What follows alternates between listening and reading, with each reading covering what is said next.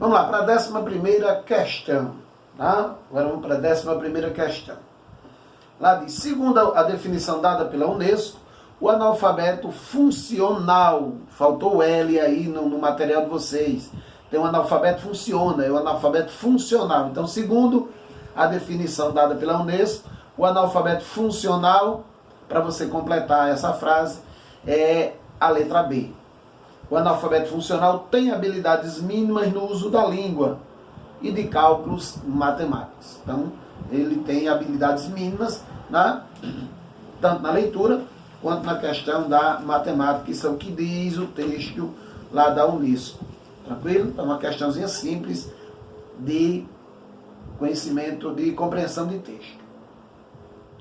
A questão 12 diz, nesta década o índice caiu apenas 0,5%. No início da transmissão eu falei desse apenas, do ainda e do apenas. Então o que é que significa esse apenas do texto? Significa dizer que o autor considerou insuficiente o decréscimo da taxa de analfabetismo no Brasil. Isso é a resposta que está na letra D. Então, um apenas ele achou insuficiente, achou muito pouco, para o que foi investido, quase 3 bilhões, segundo o texto. A questão número 13 diz, a charge que integra o texto 1 tem como principal intenção comunicativa. Veja, quando falar em charge, pessoal, tipo de texto, o que é uma charge? Você já associa, é uma crítica. A charge é uma crítica. Então, estamos falando de uma crítica. Só em saber dessa informação, você mata também a questão. Aí a letra A é a nossa alternativa boa. Quando eles criticar com humor, a charge tem humor, a alienação da mãe quanto ao direito à educação. Quando ela diz que o menino vem com um sonho de grandeza.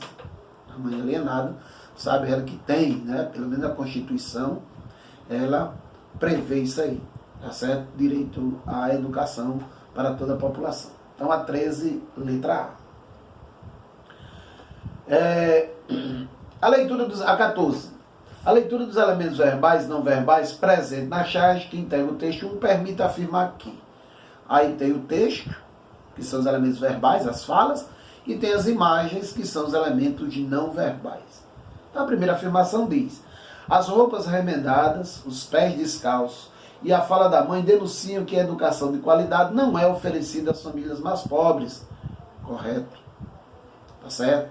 Não é uma charge, é uma crítica a essa questão, tá certo? Da falta, de oportunidade das famílias mais pobres. A segunda diz, a presença dos 3 filhos na barriga, no colo e ao lado da mãe, e a fala da criança mais velha é uma crítica à falta de controle de natalidade. Aí não tem nada a ver com o texto, porque o assunto não é natalidade, não é questão de família, pequena ou grande, é questão de acesso à educação. Então, o número 2 está errado. Isso você já eliminaria a letra A e a letra C. E a 3, que vai dar a nossa alternativa. E eliminaria a letra D também, dizer, todas estão corretas. Então, o número 3 vai estar correto, conforme as alternativas. O bebê magro e desnudo, os cabelos da mãe e a cor do menino mais velho denunciam que a educação de qualidade é mais acessível aos brancos. A afirmação está correta. Então, a alternativa boa fica sendo a letra B. Apenas 1 e 3 estão corretas. Tranquilo? A 15ª questão fala sobre o título do texto 2. Comece a ler hoje. Então, qual é o objetivo, o principal objetivo? Comece a ler. Então, como o verbo está no imperativo, comece a ler, o principal objetivo aí é interferir no comportamento do leitor. Isso nos dá como resposta a letra A. Aí nós temos um texto para responder a questão 16. E é um texto sobre coesão referencial. O que é isso, Jonas? É a retomada de um termo, você vai usar, o professor explicou o assunto e pediu para o aluno estudá-lo. Esse lo se refere a quem? Ao assunto, estudar o assunto. Então, para não repetir. Então, os pronomes, principalmente os pronomes oblíquos, têm essa função de retomar algo que foi dito antes. É o que ocorre nessa questão aí. Quando lá ele diz assim, sem a leitura, Ainda estaria mais afeito à realidade cotidiana, se dedicaria ao trabalho com afinco, sem procurar enriquecer lá. Esse lá se refere a quem? Se refere à realidade cotidiana.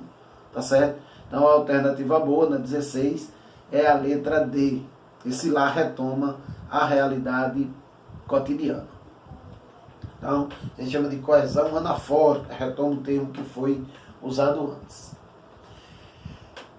A questão 17 vem a respeito de um trecho, né? Vai falar de ditados populares. Não é uma questão mais fácil, das mais fáceis, porque depende muito do seu conhecimento de vida, do seu conhecimento de mundo. Então, quando ele diz assim, bem pior é quem sabe ler, mas não sabe o poder que as palavras têm, não sabendo interpretá-las. Naquela nossa primeira aula, nosso mesmo encontro, eu mostrei a vocês a diferença entre compreender e interpretar. É isso que ele está dizendo.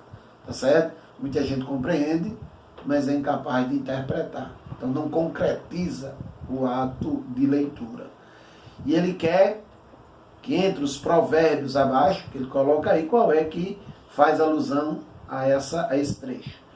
E o provérbio que se aproxima disso aí, que é semelhante a isso aí, está na letra B. Quando diz a leitura, como a comida, não alimenta senão digerida. Traduzindo, se você leva a comida à boca e engole diretamente, você não vai saborear aquela comida.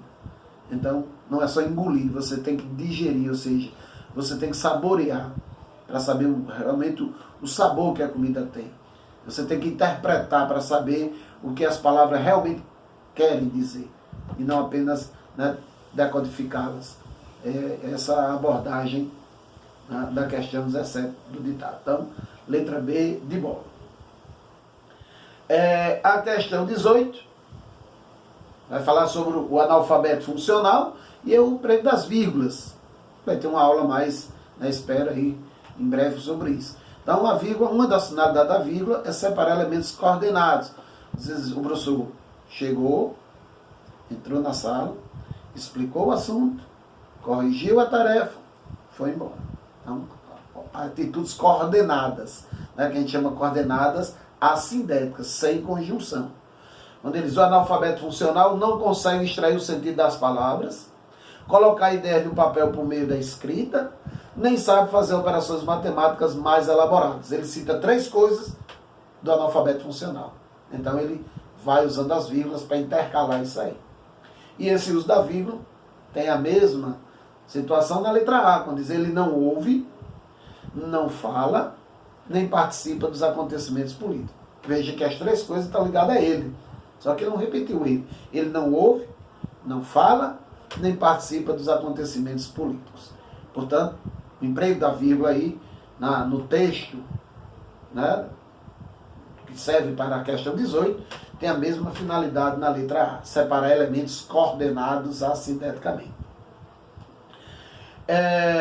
A questão 19 diz, o texto 3 utiliza-se quando ele fala do analfabeto funcional, da descrição, que ele descreve quem é o analfabeto, como é o analfabeto funcional, e da dissertação que ele argumenta. Né? Ele critica esse tipo de pessoa, né, por não se importar, por não se interessar pela realidade política no Brasil.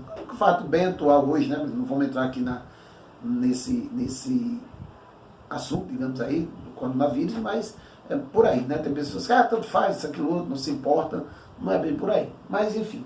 Então, o texto 3, ele se utiliza da descrição para argumentar. Isso nos dá a letra D como alternativa boa. Right? E a última questão, sobre os temas presentes nos textos desta avaliação, é correto afirmar que, nos 3 textos. Primeiro, no texto 1 estão presentes os temas educação e analfabetismo. Errado. Não está educação.